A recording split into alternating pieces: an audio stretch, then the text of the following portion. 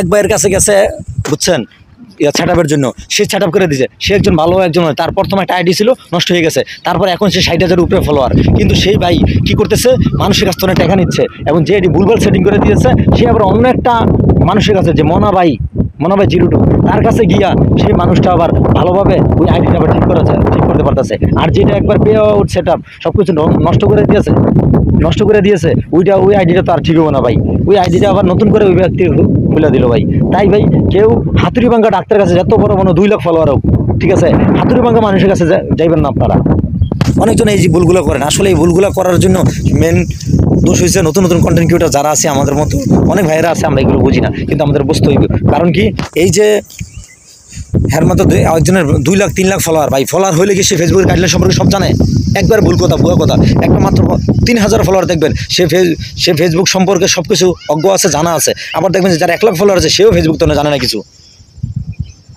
গত পরশু দিনে এক ভাই এসে আমার দেখা করতে, আমি দেখা করছি, কিন্তু ওই ভাইয়ের মনে করেন যে 1,40,000 ফলোয়ার, ওই ভাই এখনও ঠিকমতো ইনকাম করতে পারে না। ওই ভাইয়ের মাত্র ওই 2-1টা যদি স্টার তো কিছু টাকা পায়, এখনও কন্টেন্ট মনিটাইজেশন পায় নাই। কি মনে করেন আপনারা? ফলোয়ার হলে সব পেয়ে গেছে? অনেক বড় বড় ফলোয়ার আছে, ঠিক আছে, কন্টেন্ট ক্রিয়েটর আছে, তাদের আইডিতে লোক অভাব নাই, কিন্তু কি ফলোয়ার অভাব নাই, তার ভিডিও ভালো, কিন্তু কি তাদেরকে কন্টেন্ট মনিটাইজেশন দেয় না।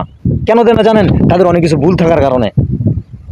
তাই ভাই সাবধান অবলম্বন করবেন সবার কাছে গিয়া মনে করেন আপনারা প্রতারিত হইবেন না। কিছু কিছু মানুষ আছে, বললাম না আমি, একমাত্র এখানে কিছু কিছু কন্টেন্ট ক্রিয়েটর আছে তাদেরকে খুব ভালো লাগে আমার, ঠিক আছে। আবার কিছু কিছু আছে মাথায় টুপি দিয়ে বোঝেন যে লাইভ শেয়ার করো, আমি আছি তোমাদের সাথে, এসব ধরনের কথাবার্তা বলে কিছু।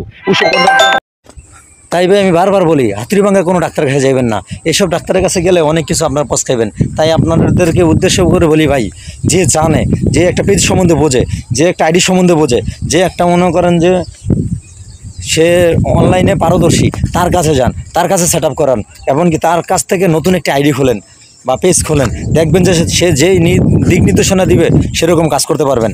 ভাই সবার কথায় তো মনে করেন সবার কথায় তো মধু ঝরে, বুঝছেন? মধু ঝরলে কী হইব, কাজের কথা কয়জনে কইতে পারবে? ভাই আপনারা দেখেন এই যে মনা ভাই 02 মনা ভাই যে আছে, আমি যতটুকু মিশেছি, আমি তার সাথে যতটুকু জানি, এমনকি তার সঙ্গে সে স্টেটকার কথা বলে, যাকে বলে স্পষ্ট কথা বলে, এমনকি ভিডিওতে আপনারা যতই তার রাগি মাগি দেখেন, কাছে গেলাম দেখবেন যে তার মনটা খুব ভালো, তার সাথে মিশলে বুঝবেন সে একজন ভালোবাসার মানুষ।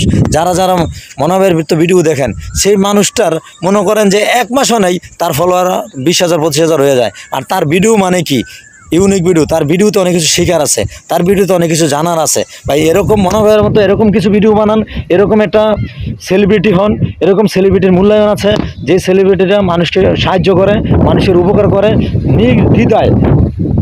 নির্দ্বিধায় মাঝে মধ্যে অনেক মানুষ যায় তার কাছে, ঠিক আছে। আমি অনেক কিছু দেখি, ওই দিন একটা মহিলা আসছে, মহিলা তার কাছ থেকে কাঁদতে অস্থির, তাকে দেখা ঠিকানা নেই, কিছু নেই ভাই। একটা মানুষ ওই মানুষকে তারপর সব কাজ কইরা তাকে যেভাবে তাকে ভাড়া সইতে দিয়া তিনি তাকে তার বাড়িতে বাড়াইছেন। তাইলে এর মতো মহৎ মানুষ কয়জন আছে ভাই?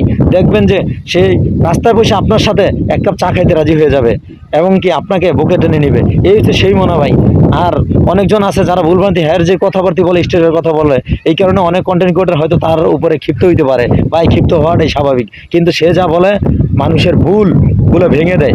তাই ভাই ভালো কন্টেন্ট ক্রিয়েটর হইলে বা হইতে চাইলে আপনারা ভালো মানুষের পরামর্শ নেবেন, ভালো মানুষের কাছে যাইবেন, ঠিক আছে। যদি বলেন